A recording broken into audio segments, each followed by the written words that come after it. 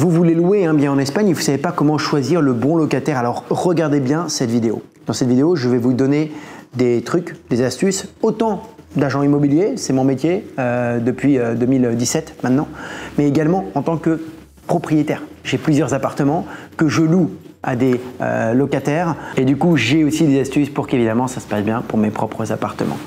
En attendant, s'il vous plaît, tous ces petits trucs, toutes ces petites astuces, plus je verrai d'abonnés sur la chaîne YouTube, plus j'aurai envie d'en délivrer, c'est logique, hein, on en voit que ça marche, on a envie de continuer. Donc merci de continuer à vous abonner à notre chaîne.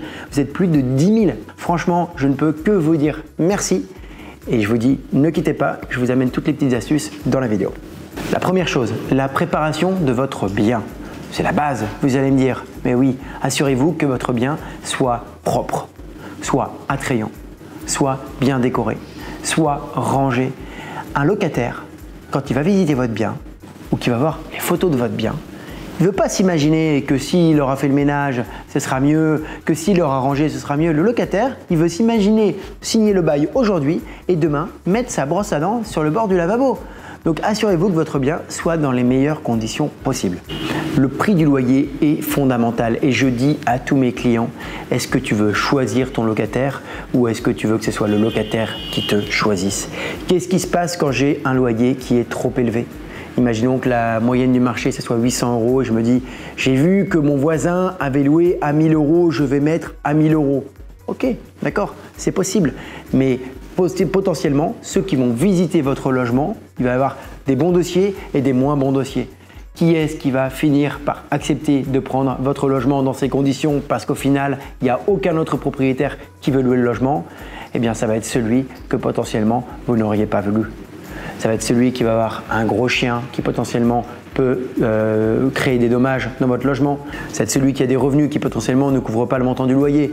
Ça va être celui qui fume et qui va vous laisser un appartement avec une odeur de tabac, pas possible. Ça va être un groupe de 6 étudiants qui veulent aller dans votre appartement de 3 chambres et alors que vous auriez pu le louer à une famille avec un enfant. Voyez. Donc le prix du loyer est très important et au plus il sera ajusté par rapport au prix du marché, au plus vous aurez le choix dans le locataire.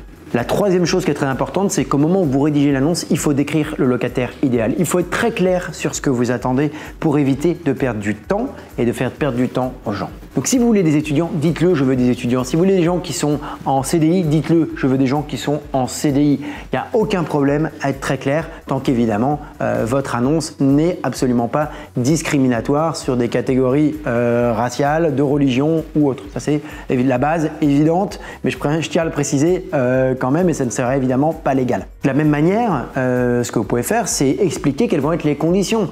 Voilà, il y a 1 mois de caution, il y a 2 mois de caution. Je souhaite que les gens soient non-fumeurs. Je ne veux pas qu'il y ait d'animaux. Attention, c'est un 3e sans ascenseur.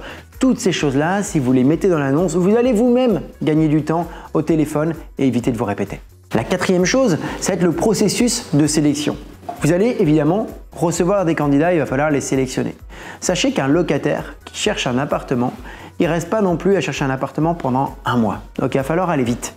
Une fois que vous avez des gens qui ont visité votre appartement la première fois, il va falloir que vous vous décidiez rapidement si cette personne, elle n'est pas valide, je l'écarte du processus, ou elle est valide et dans ce cas-là, je lui dis c'est bon, je peux te louer l'appartement.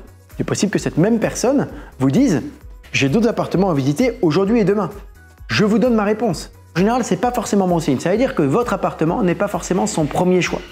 Donc ça veut peut-être dire que si ce bon profil qui vous a plu ne se décide pas tout de suite, c'est peut-être que le loyer que vous estimez est un petit peu élevé par rapport à la valeur du marché. La 5e chose, soyez patient.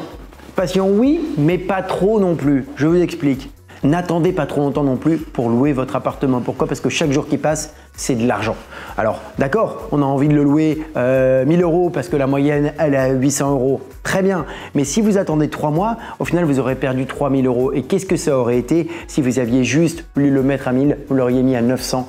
Eh bien vous aurez mis un seul mois pour le louer, vous auriez gagné potentiellement 100 € x 11, vous aurez gagné 1100 € en plus.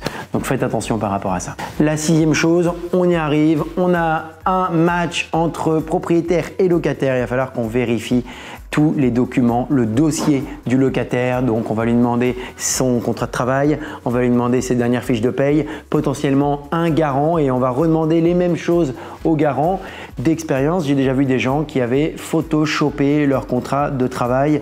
Donc soyez vigilants, regardez bien, par chance ça avait mal été fait, on s'en était rendu compte.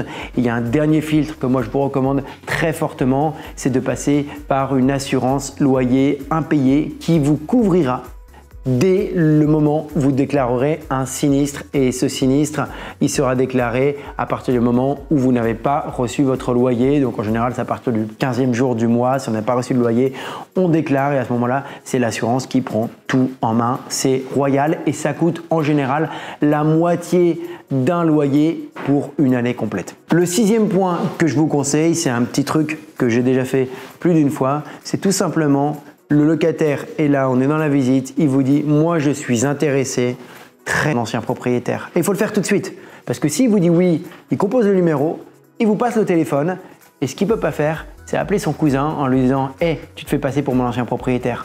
Alors que si vous lui demandez, quand il est rentré à la maison, « est-ce que ça t'embête, passe-moi le numéro », il a le temps de prévenir un complice, et dans ces cas-là, votre vérification, elle ne fonctionne pas. Au moment où vous appelez l'ancien propriétaire, posez-lui les bonnes questions. Demandez-lui comment il s'appelle, combien de temps il a loué l'appartement, pourquoi est-ce qu'il est parti, car c'est aussi une raison qui est toujours intéressante à connaître, et surtout, est-ce qu'il payait son loyer ponctuel et dans quel état il a laissé l'appartement en partant. Vous savez maintenant tout sur les locataires, les locations en Espagne, ça s'applique aussi en France. Si vous avez un projet d'achat immobilier, on est là pour ça, c'est notre métier, on parle toute la journée à des gens comme vous qui veulent investir sur la côte méditerranéenne, Madrid. N'oubliez pas de vous abonner à la vidéo, merci de l'avoir regardé et à bientôt.